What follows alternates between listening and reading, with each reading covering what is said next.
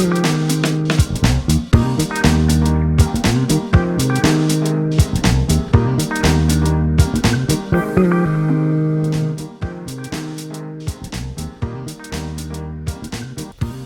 Back to सुबह की सोच। और अब हम बात करेंगे एक अहम मौजू के ऊपर और गुफ्तगू करेंगे जो कि आजकल मेरे ख्याल निम्रा ये हर जगह पे होता है और ये हर जगह पे ज़ेर बहस है।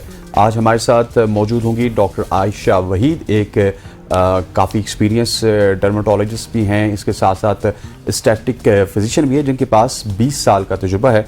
और हम बात करेंगे स्टैटिक क्लिनिक्स की बढ़ती हुई तादाद और जाली डॉक्टर्स की तरफ से गैर अखलाकी तरीक़ों पर बहुत सारी चीज़ें आजकल हो रही हैं। क्या वाकई ये क्लिनिक्स हमारे हुस्न जमाल के फ़ायदेमंद हैं या इनके पीछे कुछ और अवामिल हैं? तो इसी के ऊपर आज के प्रोग्राम में हम डिस्कस हुस्न जमाल आपके लिए, ये वाला हुस्न जमाल जो आप तरह तरह के क्लिनिक्स पे जाके हासिल करते हैं, ये आपके लिए मुफीद है या नहीं, इस पे बात करने के लिए डॉक्टर आयशा हमारे साथ मौजूद हैं। अस्सलाम वालेकुम।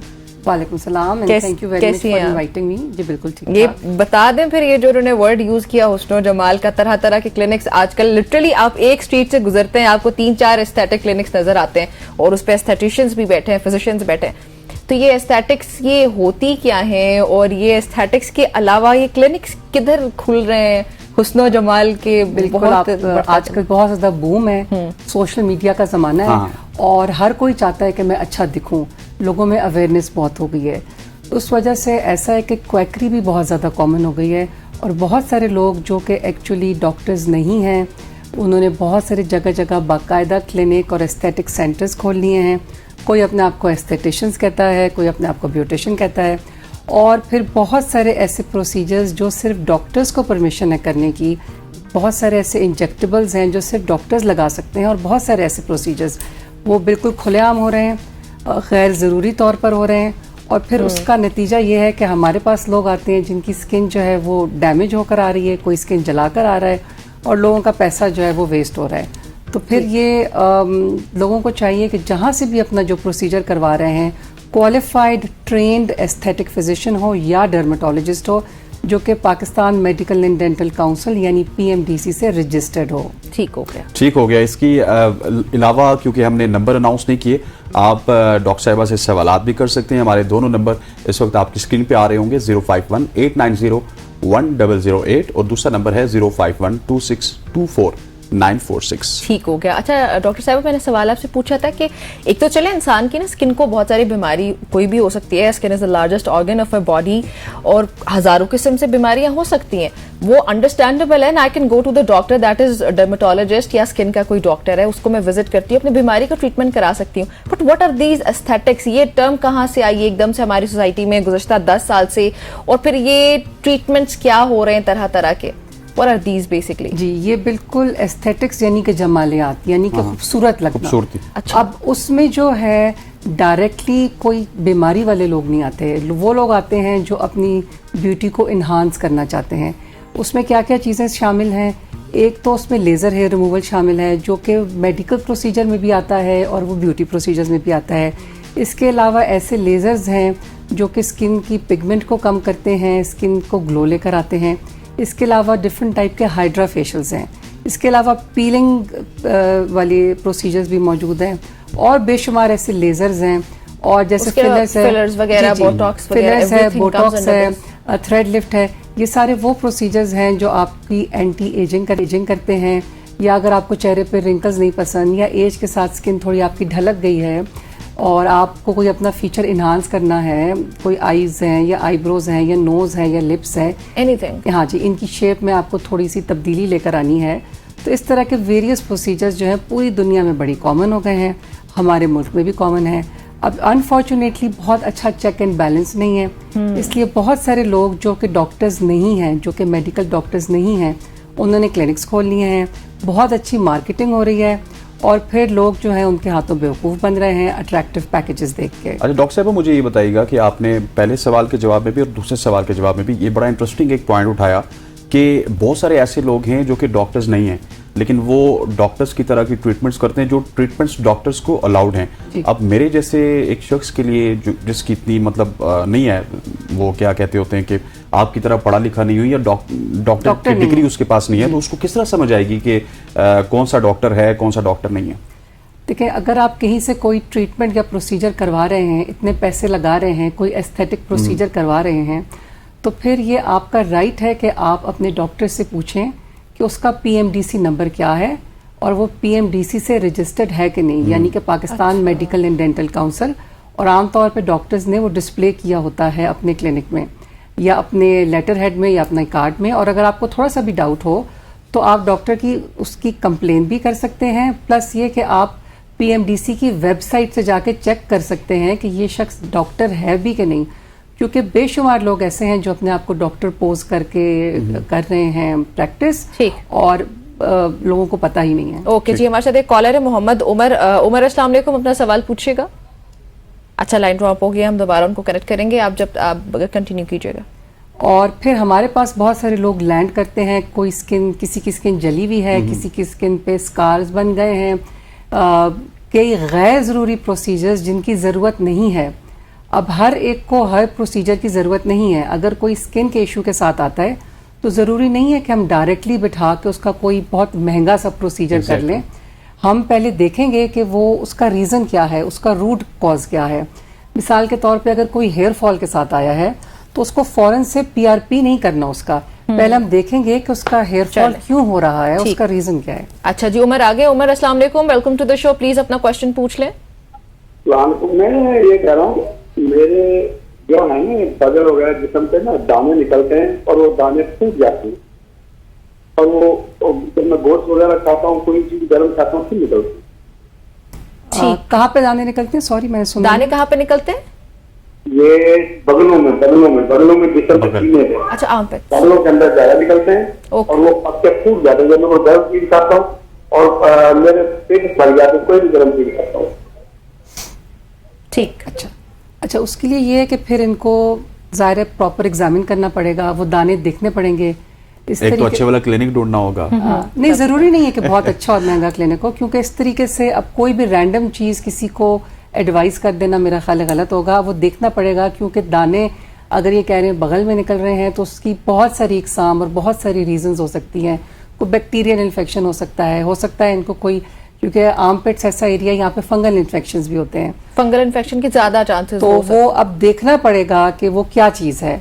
तो वो बगैर देखे मेरा ख्याल है कि नाइंसाफी होगी इनके साथ। हाँ, तो इनको आप रेकमेंड कर सकती है ना कि इनको कहाँ जाना चाहिए? जी, आप किसी भी डर्मेटोलॉजिस्ट के पास चले जाएं, जो भी आपके शहर में या आपके नियर बाय हो, लेकिन मेक श्योर कि आपने माहिर अमराज़े जिल्द के पास जाना है। ठीक और है, PMDC जिसका नंबर हो। जी, और जो PMDC से रजिस्टर्ड हो। ठीक हो गया। हमारे साथ मौजूद हैं शगुफ्ता जी, पूछिएगा, क्या सवाल है आपका? अस्सलाम वालेकुम। वालेकुम सलाम। क्या हाल है आप लोगों का? जी, अल्लाह का शुक्र। शगुफ्ता, आप सवाल पूछिएगा डॉक्टर साहिबा से। मेरा सवाल डॉक्टर साहब से ये है कि मैंने एक लोशन यूज की थी हाथों के लिए, सर्दियों के लिए ना, तो मैंने 2-3 साल पहले यूज की थी। तो उसके बाद मैंने बहुत से डॉक्टरों को भी दिखाया। मेरे हाथों का जो कलर है ना, वो स्किन जो मेरी वैसे नॉर्मल स्किन उससे हट गया है। ऐसे लगता है जैसे मेरे हाथ जो है वो बर्न हो गए हैं, बिल्कुल काले स्या हो गया, और जो निकल जाए वो तो बिल्कुल ही ऐसे लगते हैं कि जैसे मैंने चूल्हे में दे दिए। शगुफ्ता, ये लोशन कौन सा था और किसी आपको? डॉक्टर के कहने पे आपने यूज किया था खुद ही? नहीं, ये जो टीवी एड वगैरह आते हैं ना कि मॉइस्चराइजिंग लोशन होता है, क्या मैं नाम ले सकती हूँ? जी, ले लीजिए आपका मसला। ओलिविया का लोशन था ये, जो मॉइस्चराइजिंग लोशन होता है। अच्छा, तो ये मैंने लगाया था, तो उससे ना मेरे हैंड खराब हो गए, और मैंने डॉक्टर्स को भी दिखाया है। तो यहाँ अब तक में तो किसी डॉक्टर को समझ नहीं आ रही कि ये कैसे सही होंगे। तो आप डॉक्टर साहब मुझे बता दें। Okay Shagufta, thank you for calling. अच्छा, ये कह रही है कि इन्होंने लोशन लगाया, उसके बाद इनकी स्किन कुछ खराब हो गई और अब स्किन का कलर डार्क है। अब कोई भी प्रोडक्ट जो है, जरूरी नहीं कि वो गलत प्रोडक्ट हो या बुरा प्रोडक्ट हो, इंसान किसी भी चीज से एलर्जिक हो सकता है। इनको सूट नहीं किया, हो सकता है वो बाकी 1000 लोग यूज कर रहे हो, उनको सूट कर जाए। तो इनको उस प्रोडक्ट के किसी एक इंग्रेडिएंट से कुछ स्किन का रिएक्शन हुआ, एलर्जी हुई, जब वो ठीक हो गई तो उसने पिगमेंट छोड़ दी, कलर छोड़ दिया, जिसको हम PIH कहते हैं, यानी पोस्ट इन्फ्लेमेटरी हाइपर पिगमेंटेशन। यानी इनको एलर्जी हुई, रैश हुई, जब बर्न हुआ। जी, जब बर्न हुई स्किन और जब वो ठीक हो गई तो अब उसका कलर डार्क है। एक, उसको ये अच्छा मॉइस्चराइज करें, दूसरा ये कि उस पर सन ब्लॉक जरूर लगाएं, और ये कि उसके ऊपर कोई अच्छा स्किन लाइटनिंग क्रीम ये यूज करें, ताकि वो स्लोली और ग्रेजुअली जो है वो अपने कलर उसका बेहतर होगा। अब डिपेंड करता है स्किन कितनी बर्न हुई है। अगर सुपरफिशियल बर्न हुई है, हल्की बर्न हुई है, तो वो आहिस्ता आहिस्ता जो है कलर काफी हद तक हो गई है ना, नकल्स भी जैसे वो बिल्कुल बहुत डार्क हो गए। अब वो उनको दिखाना पड़ेगा। बाज़ दफा स्किन जो काफी ज्यादा बर्न होती है उस पर स्कार्स यानी खड्डे बन जाते हैं। अच्छा, वो फिर कोई प्रोसीजर करके उसको बेहतर किया तो ये जाता है। स्किन लाइटनिंग जो आपने इनको बताया है, कोई क्रीम वगैरह अगर खरीदती हैं तो उसमें इनको किस चीज के बारे में केयरफुल रहना चाहिए? अच्छा, अब इनको चूंकि ऑलरेडी रिएक्शन हो हुआ रहा है तो बेहतर है कि ये ऐसा प्रोडक्ट लें जो कि हाइपो एलर्जिक हो, अच्छा, और प्लस ये कि हाइपो। किसी डर्मेटोलॉजिस्ट को ठीक। दिखा कर लें। ठीक हो गया। अच्छा, रिजवाना सलीम हमारे साथ है इस्लामाबाद से। जी रिजवाना, सवाल पूछिएगा। जी, मेरी बेटी उसकी एज है 12, उसके मुंह पे काफी बाल हैं, तो मैं उस टेस्ट करवाना चाह रही हूँ, लेकिन मैंने 2 लोगों से पूछा है कि लेजर ना करवाएं, आप स्किन खराब हो जाती है, जिल्द जल जाती है। तो मैं डॉक्टर साहब से पूछना चाह रही हूँ क्या ये सही है, मुझे करवाना चाहिए या नहीं? Okay, thank you for okay, calling. ठीक है जी। ये अपनी बेटी का लेजर करवाना चाह रही हैं लेकिन थोड़ा डर रही है कि Confused स्किन है। जल ना जाए। लेजर क्लिनिक्स अगेन मशरूम्स की तरह ग्रो किया हुआ है। हमारे पास लोग आते हैं जली हुई स्किन के साथ भी, तो आप डरे नहीं, आप अपनी स्किन का लेजर करवाएं। लेकिन अगेन आपने एक एस्थेटिक फिजिशियन से या डर्मेटोलॉजिस्ट से करवाना है, सही जगह से कराना है, जो स्किन का पहले मुआयना करेंगे, चेहरे के बाल वैसे ही ज़्यादा हैं या कोई हार्मोनल इम्बैलेंस तो नहीं है, और फिर उसके हिसाब से जो अच्छी जगह होगी, जो अच्छा डॉक्टर होगा, जो अच्छी मशीन होगी, तो रिजल्ट भी प्रॉपर आएगा। स्किन जलेगी भी नहीं और नुकसान भी नहीं होगा।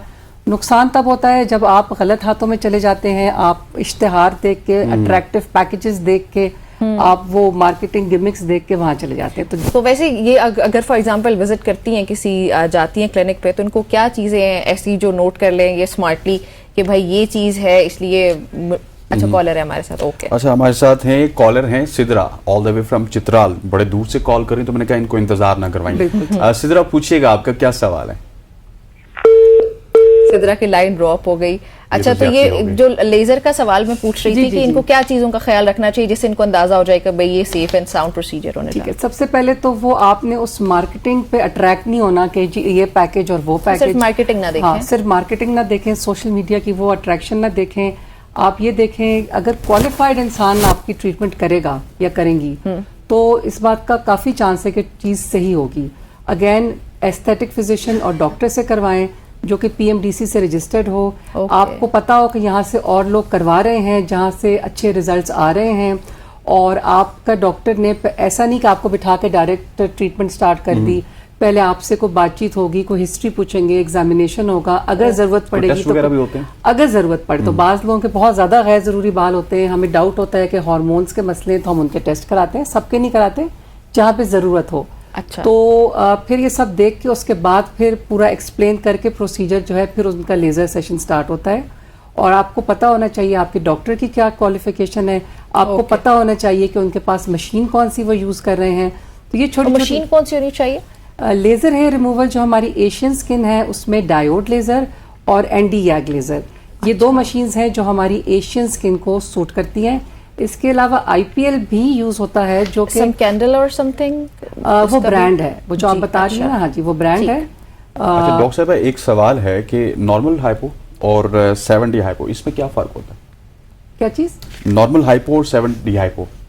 अच्छा, ये जो है हाइफू की बात कर अच्छा, रहे हैं। हाइफो की बात है। हाँ जी, ठीक है। हाइफू जो है बेसिकली थोड़ी सी स्किन टाइटनिंग का ये प्रोसीजर है। हाँ।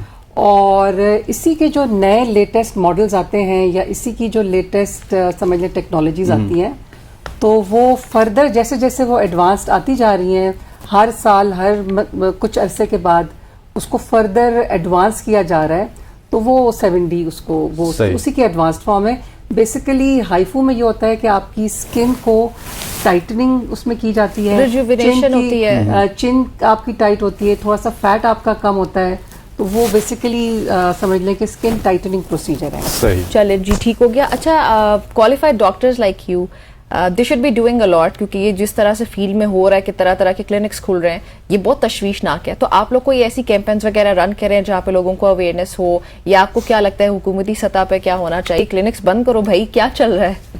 हम लोग बिल्कुल इसके खिलाफ, बिल्कुल हमारे जो डॉक्टर कोलीग्स हैं, सीनियर्स हैं, जहाँ पता चलता है ऐसी कोई चीज़ हम लोग आवाज़ बिल्कुल उठाते हैं, कंप्लेन भी करते हैं और कोशिश कर रहे हैं कि आगे जो है जो Pakistan medical and dental council है उनको कंप्लेंट्स भी की जाएं, और ऐसी कई दफ़ा जो है ऐसे क्लिनिक्स को वो बंद भी किया जाता है। लेकिन अनफॉर्चुनेटली वो इतनी चीज़ें डिसऑर्गेनाइज्ड हैं और इतनी ज़्यादा इनकी मशरूम ग्रोथ हो गई है कि लोगों को खुद भी अवेयरनेस जो है वो हासिल करने की ज़रूरत है। हम लोग अपना रोल प्ले कर रहे हैं आप लोगों के थ्रू और मीडिया के थ्रू और अपने कोलीग्स के थ्रू अवेयरनेस फैला के, और कुछ लोगों को अब खुद भी अपने आप को एजुकेट करना होगा। बिल्कुल ऐसे ही है। और फिर इस पे मेरे ख्याल में बहुत इंपॉर्टेंट रोल होने जा रहा है हमारी हुकूमत का, कि हुकूमत क्या करती है, क्योंकि ये बहुत इंपॉर्टेंट इशू है और बहुत सारे लोगों को, खासतौर पे लड़कियों को बहुत मसाइल इसकी वजह से हो रहे हैं। Thank you very much for thank you joining doctor साहिबा, थैंक यू फॉर कमिंग। और आज के सेगमेंट में मेरा ख्याल है कि हमें एस्थेटिक के हवाले से बहुत ज़्यादा इन्फॉर्मेशन भी मिली है, और हमारे जो नाजरीन हैं वो जो मेरा ख्याल है PMDC का इस्तेमाल करें, PMDC नंबर website है, पूछिए, please। उसके बाद जाके आप किसी भी क्लिनिक से अपना इलाज करवाइए। आज के प्रोग्राम से इतना, इंशाल्लाह कल आपसे मुलाकात होती है, तब तक के लिए हाफिज़।